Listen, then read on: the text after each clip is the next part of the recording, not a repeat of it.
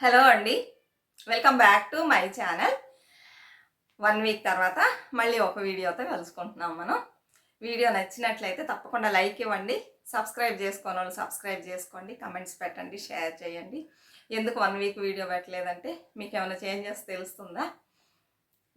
ఏమంటే white wash చేయించామండి. దానివల్ల video పెట్టడం కుదరలేదు. ఏమైందంటే ఇంతకుముందు ఇక్కడ బ్లూ కలర్ డార్క్ బ్లూ ఉండేది. వీడియోస్ చాలా బాగుండేది.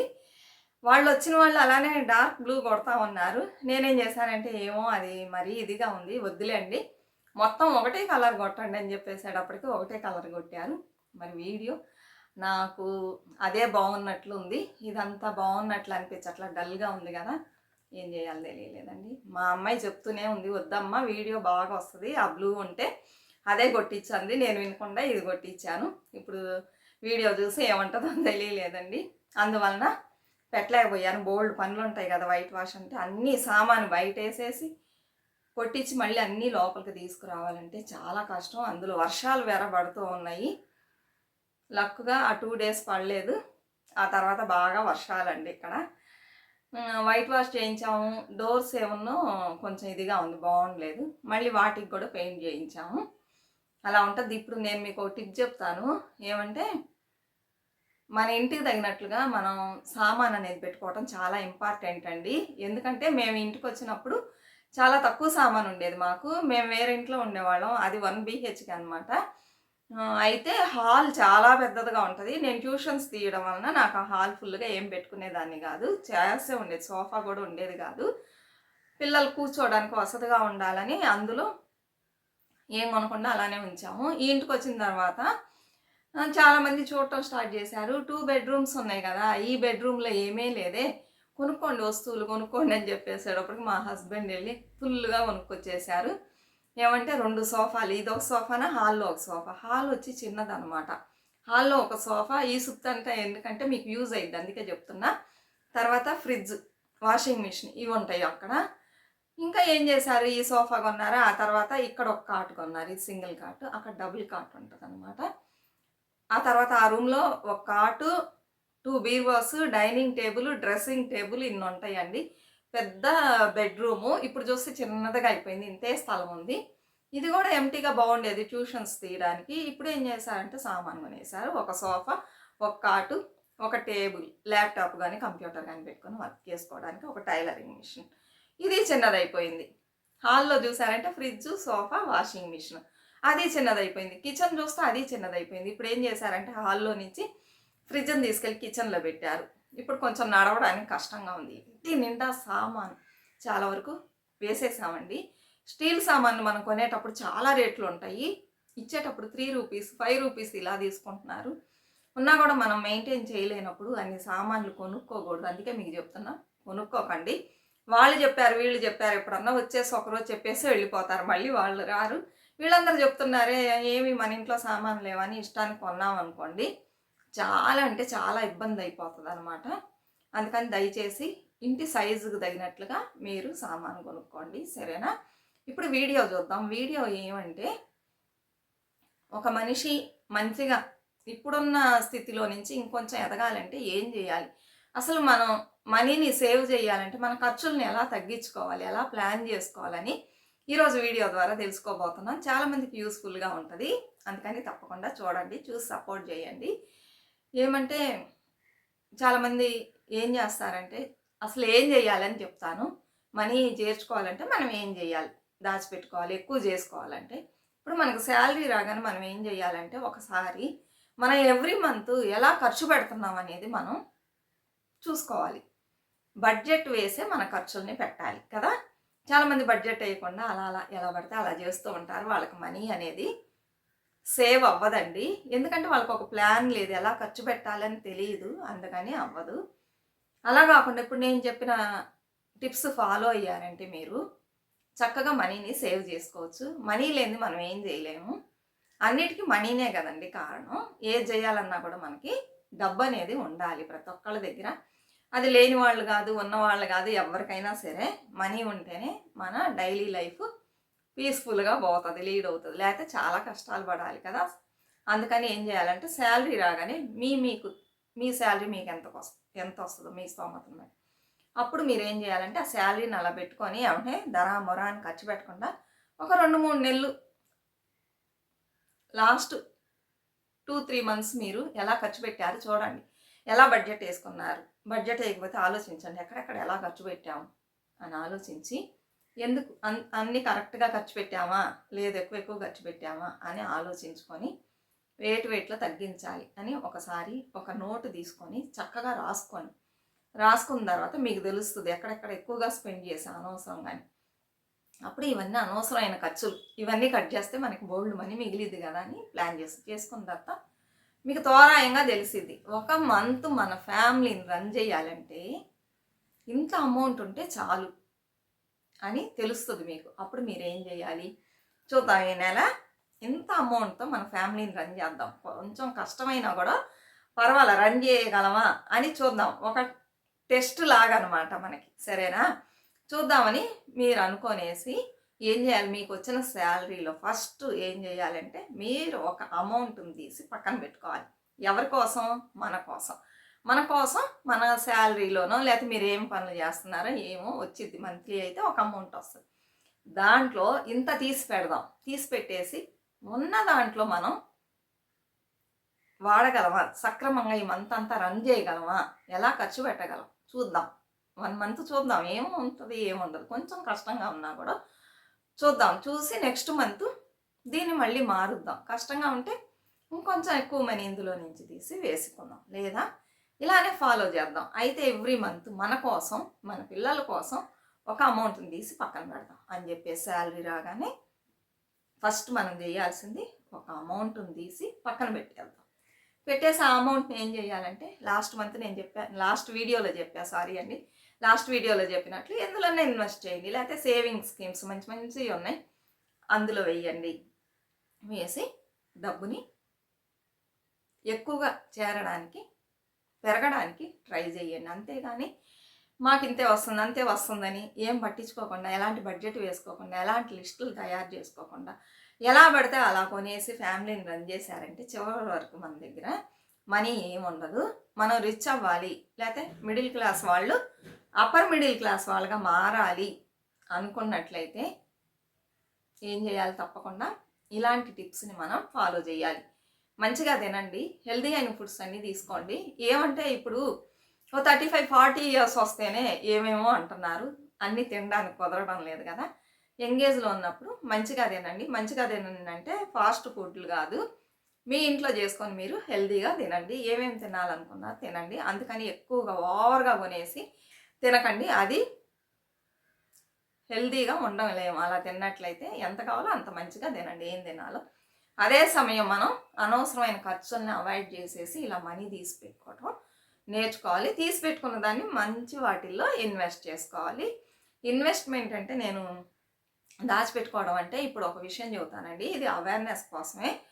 ఏంటంటే వీడియో వదిలేసి ఏమేమి చెప్తున్నా అంటే ఈ విషయాలన్నీ ప్రతి ఒక్కళ్ళు తెలుసుకోవాలి. మొన్న ఈ మధ్య జరిగింది చెన్నైలో, ఇది చెన్నైలోనే జరగాలని లేదు, ఎక్కడైనా జరగడానికి అవకాశం ఉంది. చాలామంది ఇలా మనీని వేసి పోగొట్టుకుంటూ ఉంటారు, అందుకని మీకు తెలియజేస్తున్నా. చెన్నైలో మైలాపూర్ అని ఉందండి. మైలాపూర్ అంటే అందరికి తెలుసు అనమాట, అంత ఫేమస్ అయిన ప్లేస్. మైలాపూర్లో ఒకళ్ళు వచ్చి దగ్గర 150 ఇయర్స్ ఇంకా దానికి పైన కూడా ఉండొచ్చు, ఒక కంపెనీని నిర్మించి అందులో నాణ్యంగా మసులుకోవడం వలన ఇప్పుడు ఎందుకు ఈ ఫండ్ కంపెనీలో కడుతున్నారంటే మనం బ్యాంకులో వేసుకుంటే సేఫ్గా ఉంటుంది. అయితే అక్కడ వచ్చేసి మనకి ఇంట్రెస్ట్ అనేది చాలా తక్కువగా ఇస్తారనమాట. ఈ కంపెనీలో కొంచెం ఇంట్రెస్ట్ ఇస్తారు, బాగా నమ్మొచ్చు అనమాట. అంత నాణ్యత అయిన కంపెనీ, ఇన్ని సంవత్సరాలుగా రన్ చేస్తున్నారు కదా, అప్పుడు జనాలకి నమ్మకం ఉంటుంది కదా, అందుకని అందరూ ఇందులో వేస్తూ ఉన్నారండి. ఒక ఆవిడ రిటైర్డ్ అవ్వగానే 20 lakhs వచ్చిందంటే తీసుకెళ్ళి అలానే ఆ 20 lakhs అందులో పడేసింది. ఎవ్రీ మంత్ ఏదన్నా ఇంట్రెస్ట్ వస్తే దాన్ని బట్టి మనం రన్ చేసుకోవచ్చు. లేకపోతే ఆవిడకి పెన్షన్ వచ్చిందనుకోండి, ఆ అమౌంట్ అలానే వదిలేస్తుంది ఇంట్రెస్ట్ని. ఒక అతను వచ్చి 48 lakhs వేశారంటండి. ఇలా చాలా ఎంత జనం అంటే చెప్పలేము వేశారు. ఒక ఆవిడ వచ్చి 10 రూపీస్లో స్టార్ట్ చేసిందంట ఆర్డీ వేయడం, అంటే ఎన్నో సంవత్సరాల క్రిందట. ఇప్పుడు వచ్చి మంత్లీ 15,000 రూపీస్ వేస్తుంది. ఇంటి పనులు చేస్తూ సంపాదిస్తుంది. వాళ్ళ బాబు మ్యారేజ్ కోసం దాచిపెడుతుందంట. ఏమైందంటే లాస్ట్ మంత్ ఈ మంత్ స్టార్టింగ్లో సడన్గా ఆ ఓనర్ వచ్చేసి డబ్బు మొత్తం తీసుకొని వెళ్ళిపోయాడండి. వెళ్ళిపోయేటప్పుడు చూస్తే లేరు అందరూ. ఇది చాలాసార్లు చాలా చోట్ల జరుగుతూనే ఉంటుంది. అయితే మన జనాలకు బుద్ధి అనేది రాదు. నమ్మకూడదు అంటే నమ్ముతారు. అంటే ఇది ఈ మధ్య నిర్మించింది కాదు, ఎప్పుడో 150 ఇయర్స్ అంటే అందరికీ నమ్మకం ఉంటుంది కదండి. వెళ్ళిపోయాడు, పట్టుకున్నారు. అయితే ఇంకా వీళ్ళ మనీ వీళ్ళకి రాలేదు. ఇలా చీటింగ్స్ జరుగుతున్నాయి. అందుకని మీరు కష్టపడి దాచిపెట్టుకునే మనీ కానీ సంపాదించే మనీని కానీ కేర్ఫుల్గా మంచి చోట వేసుకోండి. జాగ్రత్తగా ఉండండి. ఇది మీకు తెలియాలని చెప్తున్నా. ఇంకా చాలామంది మనలో ఇలా వేద్దాము, పలానా కంపెనీ మంచి కంపెనీ ఎన్నో రోజులుగా ఉందని అనుకుంటారు కదా. అందుకని ఒక అవేర్నెస్ కోసం మీకు నేను చెప్తున్నా. ఇంకా ఆ తర్వాత మనం మనీని ఎక్కడ సేవ్ చేయొచ్చు, ఎలా సేవ్ చేయొచ్చు అంటే ప్రతి ఒక్కళ్ళు మీ మంత్లీ బడ్జెట్ వేసేటప్పుడు గ్రాసరీస్ కానీ ఒక లిస్ట్ వేసుకోవాలి కంపల్సరీ. వేసుకొని మనం షాప్కి వెళ్ళి కొనుక్కోవాలి. అలా లిస్ట్ వేయలేదనుకోండి, మనకు అసలు ఎంత ఖర్చు అయ్యిద్ది, ఎంత ఖర్చు పెడతాం మనకు తెలియదు. ఎగ్జాంపుల్కి మేము ఫస్ట్ టైం డీమార్ట్కి వెళ్ళేటప్పుడు లిస్ట్ ఏం ప్రిపేర్ చేయాలా. ఎవ్రీ మంత్ లిస్ట్ ప్రిపేర్ చేసి మేము హోల్సేల్ కొట్టుకు వెళ్ళి తెచ్చుకుంటాము. ఈసారి డీమార్ట్కి వెళ్దాం, చాలా చౌక అంటున్నారు కదా అని వెళ్ళాము. లిస్ట్ ప్రిపేర్ చేయాలి, అలానే వెళ్ళిపోయామన్నమాట. వెళ్ళేటప్పుడు ఏం చేసామంటే కార్డు తీసుకెళ్ళాము. కార్డు తీసుకెళ్ళేసి ఇంకా మనకి ఈ వస్తువులు కావాలని ప్రతి నెల మనం లిస్ట్ వేస్తున్నాం కదా, తెలిసిద్ది. అన్నీ తీసుకున్నాము. ఇంకా కొన్ని ఎక్స్ట్రాగా కూడా తీసుకున్నాము. మేము అనుకుంది 2000 అయ్యిద్దిలే అని చెప్పేసి ఇష్టానికి మనకు కావాల్సినవి అన్నీ మళ్ళీ రావాలంటే కష్టం కదా. 4 మంత్స్కి 5 మంత్స్కి ఒకసారి వద్దాము, వాటికి కావాల్సినవన్నీ తీసుకుందామని తీసుకువేస్తూ ఉన్నాము. అంతటితో ఆగకుండా పైకి వెళ్ళామండి. వెళ్తే అక్కడ అన్నీ ఉన్నాయి అన్నమాట. పిల్లల్ని తీసుకెళ్తే వాళ్ళు అడుగుతారు కదా. మా అమ్మాయి చెప్పులు అవి ఇవి తీసుకుంది. తర్వాత టీషర్ట్లు లాగా ఉంటాయి, నైట్ వేర్స్ ఉంటాయి, అవన్నీ చాలా చీప్గా ఉన్నాయి, అవన్నీ తీసుకుంది. తర్వాత కొన్ని కిచెన్కి కావాల్సినవి నేను తీసుకున్నాను, ఇంత చీప్గా ఉంది అని చెప్పేసి అన్నీ బిల్లు వేసాము. సరే మనీగానే తీసుకెళ్ళాము 2000. తర్వాత వాళ్ళు అన్నారు 5000 అన్నారు. సరే ఈ 2000 ఇవ్వకుండా కార్డు ఇచ్చేసి 5000 కట్టేసి ఇంటికి వచ్చాము. అప్పుడే బక్కనైంది. మనం అనుకుంది 2000, 5000 ఎందుకు అయ్యింది. అప్పుడు మనం ఈ కార్డు తీసుకురావడం వలన జాగ్రత్త లేకుండా లిస్ట్ వేయలేదు, ఇష్టానికి కొన్నామని ఇంటికి వచ్చి చూస్తే 5000 అండి. అసలు ఇవన్నీ ఎందుకు కొన్నాము మనం అని అనిపించింది అనమాట. ఇంకా అప్పటి నుంచి మేము డీమార్ట్కి వెళ్తే జాగ్రత్తగా లిస్టు వేసుకొని 3 మంత్స్కి 4 మంత్స్కి కావాల్సినవి లిస్టు వేసి ఇంట్లోనే ఇంతే అమౌంట్, ఆ అమౌంట్ లోపలే తెచ్చుకోవడం స్టార్ట్ చేసామన్నమాట. మా అమ్మాయి నాకు ఏదన్నా కావాలంటే, ఎందుకంటే అక్కడ చాలా చౌకగా దొరుకుతాయండి నైట్ వేర్ డ్రెస్సెస్.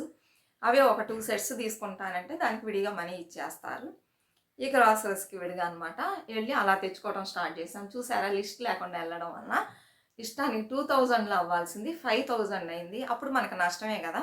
ఆటో పెట్టుకొని వెళ్తున్నాం, వెళ్ళేటప్పుడు ఆటో వేరు, వచ్చేటప్పుడు ఆటో, అది నష్టమే కదా. దానికి ఇక్కడే తీసుకోవచ్చు కదా అనిపించింది నాకు. అలా ఎక్కడికి వెళ్ళినా సరే మనం ఒక లిస్ట్ ప్రిపేర్ చేసుకొని వెళ్ళినట్లయితే లిస్ట్లో ఉన్నది కొనటం, ఒక పెన్ పెట్టుకోండి, టిక్ చేసుకోండి, ఇవి కొనేసాం, అప్పుడే మనకు తెలుస్తుంది అనమాట. కొనగానే టిక్ పెట్టేసుకోండి. ఇలా చేయడం వలన ఆ లిస్ట్లో ఉన్నవి మాత్రమే మనం కొనుక్కోవడం వలన మనకు అమౌంట్ అనేది పెరగదు. ఇప్పుడు 3000 రూపీస్ నేను ఎక్కువ స్పెండ్ చేశాను. ఇక్కడ ఉంటే నాకు అప్పట్లో 1000 రూపీసే అయ్యేది. అప్పుడు 4000 రూపీస్ నేను ఎక్స్ట్రాగా పెట్టాను. అయితే ఇది నేను వచ్చి 3 మంత్స్కి 4 మంత్స్కి అలా తెచ్చుకున్నాను. అప్పుడు నాకు లాభమే. ఉన్నా కూడా కొన్ని వస్తువులు అక్కడికి వెళ్లకుండా ఇక్కడ తెచ్చుకున్నట్లయితే అవన్నీ నేను అవాయిడ్ చేయగలిగాను. ఒక్కోసారి మనం ఏం చేస్తామంటే ఇంట్లో ఆల్రెడీ ఉంటాయి వస్తువులు, ఉన్నా కూడా మనకు గుర్తు లేకుండా మళ్ళీ వెళ్ళి అదే వస్తువుని తీసుకొని వస్తాం. చూస్తే ఉంటాయి, అయ్యో మళ్ళీ తెచ్చుకున్నామే, ఉన్నాయి, ఇలాంటి మిస్టేక్స్ అన్నీ చేస్తాం. అందుకని మనం ఏం చేయాలంటే, మనం ఎంత కావాలనుకుంటామో అంతకే మనం ఖర్చు పెట్టాలి. దానిపైన ₹1 కూడా మనం ఖర్చు పెట్టకూడదు. దీనికి మనం ఏం చేయాలంటే లిస్ట్ వేసుకొని చక్కగా వెళ్ళడం అనేది చాలా మంచిది. అప్పుడు బోల్డ్ మనీని మనం సేవ్ చేయొచ్చు. అలానే మీకు అప్పులు ఉన్నాయి అనుకోండి, ఫస్ట్ అప్పులను తీర్చడానికి ప్రయత్నించండి. అప్పులు ఉన్నప్పుడు మనీని సేవ్ చేయాలంటే ఎవ్రీ మంత్ మనం ఇంట్రెస్ట్ కడుతూ ఉండాల్సి వచ్చింది. దానివల్ల మనకు నష్టం ఏర్పడిద్ది.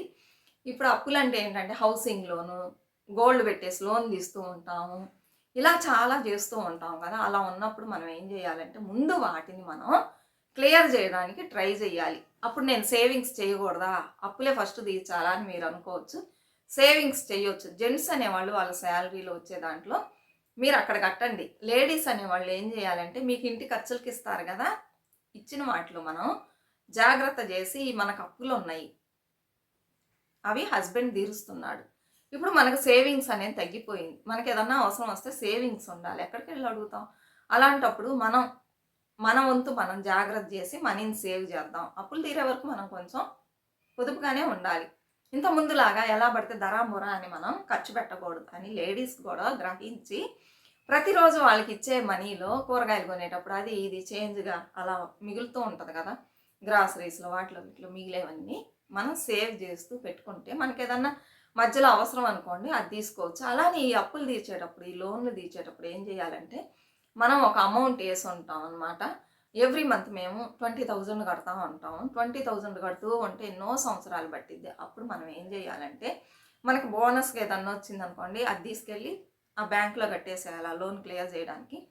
అలానే ఇయర్ అంటే నేను 20,000 కట్టా, నెక్స్ట్ ఇయర్ నాకు హైక్ పడుతుంది, 5 నుంచి 10,000 వరకు దొరకవచ్చు. అప్పుడు ఏం చేయాలి, ఎంత దొరికిందో అంత మనం ఈ లోన్లో వేసేయాలి. ఇప్పుడు 20 కట్టామనుకోండి, నెక్స్ట్ ఇయర్ 25, తర్వాత 30,000. మనకు హైక్ పెరిగే కొద్దీ మన ఈ అమౌంట్ని ఇందులో వేసేసి కట్టేసామనుకోండి తొందరగా అప్పు అనేది మనకి ఆ లోను తీరిద్ది అనమాట.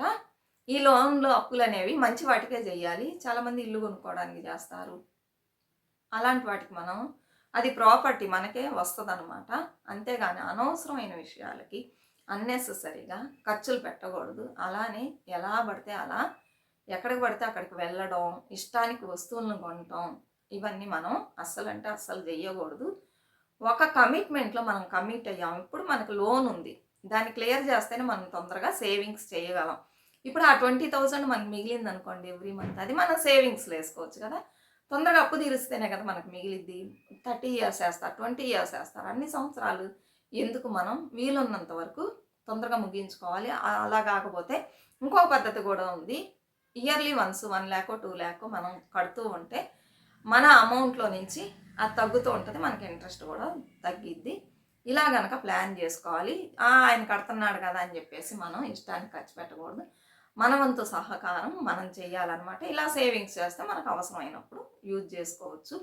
ఇలానే ప్రతి ఒక్కళ్ళు వాళ్ళ ఫ్యామిలీ మంచిగా ఎదగాలి, ఉన్నత స్థితికి రావాలి, ఇప్పుడున్న దానికంటే ఇంకొంచెం పైకి రావాలనుకున్నట్లయితే అది ఇంట్లో మగతను ఆడవాళ్ళు అందరూ ఫ్యామిలీ మెంబర్స్ అందరూ కలిసి కష్టపడి సేవింగ్స్ చేస్తేనే మనం అనుకున్న దాన్ని రీచ్ కాగలమండి. లేకపోతే అవ్వాలి అనుకుంటే ఎలా అవుతాం, అవ్వలేము కదా. కొన్ని రోజులు కొన్ని సాక్రిఫైస్ చేస్తేనే ఒక ఫ్యామిలీ అనేది ముందుకు వస్తుంది. నెక్స్ట్ జనరేషన్ కొంచెం మంచిగా ఫీల్ చేస్తారనమాట, వాళ్ళకి మంచి లైఫ్ని ఇచ్చినట్లు ఉంటుంది. అందుకని అన్ని సంతోషాలను సాక్రిఫైస్ చేసి పిసినార్తనంగా ఉండాల్సిన అవసరం లేదు. జాగ్రత్త చేసుకోవాలి. జాగ్రత్త అనేది చాలా అవసరం. మీరు ఇలా చెప్తున్నారే పిసినార్తనంగా ఉండమంటున్నారే, నేను పిసినార్తనంగా ఉండమన్నట్ల ఇంకా పోయే కొద్దీ వచ్చే రోజులు వచ్చేసి మనకి చాలా క్లిష్టకరంగా ఉంటుందని చెప్తున్నారు. అలాంటి పరిస్థితులను మనం ఎదుర్కోవాలంటే ఇప్పటి నుంచే మనం జాగ్రత్త చేసుకొని అనవసరమైన ఖర్చుల్ని నేను చెప్పేది తగ్గించుకొని ఆ మనీని సేవ్ చేసుకున్నట్లయితే మనం సేఫ్గా, అప్పుడు కష్టంగా ఉన్నా కూడా సేఫ్గా మనం మన ఫ్యామిలీని లీడ్ చేయగలం, హ్యాపీగా ఉండగలం. అందుకే మీకు మళ్ళీ చెప్తున్నాను, ఈ సేవింగ్స్ వలన చాలా ఉపయోగాలు ఉన్నాయండి. అది చాలామంది రియలైజ్ చేయకుండా పని లేదులే వీళ్ళకి చెప్తూ ఉంటారు అని అనుకుంటారు. అలా కాదు, అందరు బాగుండాలంటే మనం కొన్ని పనులు చేసే అవ్వాలి. మంచిగా జాగ్రత్తగా ఇన్వెస్ట్ చేసుకోండి, సరేనా. ఇదే ఈరోజు వీడియో. నచ్చినట్లయితే మన ఛానల్ తప్పకుండా సపోర్ట్ చేయండి. ఈ వీక్ వచ్చి 2 వీడియోసే వస్తాయి, ఎందుకంటే నాకు ఇంకా నేను సర్దుకోలేదండి, అక్కడక్కడ పెట్టేసాము. వర్షాలు వస్తున్నాయని గబగబా లోపలికి తీసుకొచ్చేసాము, సర్దుకోవాలి. ఈ వీక్ కొంచెం పని ఉంది, ఇంకొక వీడియో వస్తుంది. నెక్స్ట్ వీక్ నుంచి మనం చూద్దాం. అలానే ఇంకొక విషయం ఏమంటే నాకు ఈ రైట్ సైడ్ ఉన్న కన్ను వచ్చి సరిగ్గా కనిపించట్లేదండి. ఎందువల్ల కనిపించట్లేదంటే ఈ మధ్యలో సరిగ్గా కనిపించట్లా, ఈ రెప్పల మీద ఏదో ఉన్నట్లే ఒక 3 వీక్స్గా అలా ఫీల్ చేస్తున్నా. ఈరోజు వెళ్దాం హాస్పిటల్కి అనుకుంటున్నా, అది చూపించుకోవాలి. మరి ఎందువలన తెలియడం వల్ల ఒకవేళ పాత కళ్ళజోడు వలన ఏదన్నా ప్రాబ్లమా, చాలా రోజులుగా ఉంది, అది పెట్టి మనం తీసేసామనుకోండి కళ్ళు అసలు కనిపించట్ల. కళ్ళజోడు పెట్టి తీసేస్తే ఏంటి చూపించుకోవాలి, కళ్ళు ముఖ్యం కదా మనిషికి. అది ఆ పని కూడా ముగించాలి. నెక్స్ట్ వీక్ నుంచి మంచిగా చూద్దాం, సరేనండి. తప్పకుండా సపోర్ట్ చేయండి. మరొక మంచి వీడియోతో మళ్ళీ కలుద్దాం. అంతవరకు బాయ్ ఫ్రెండ్స్.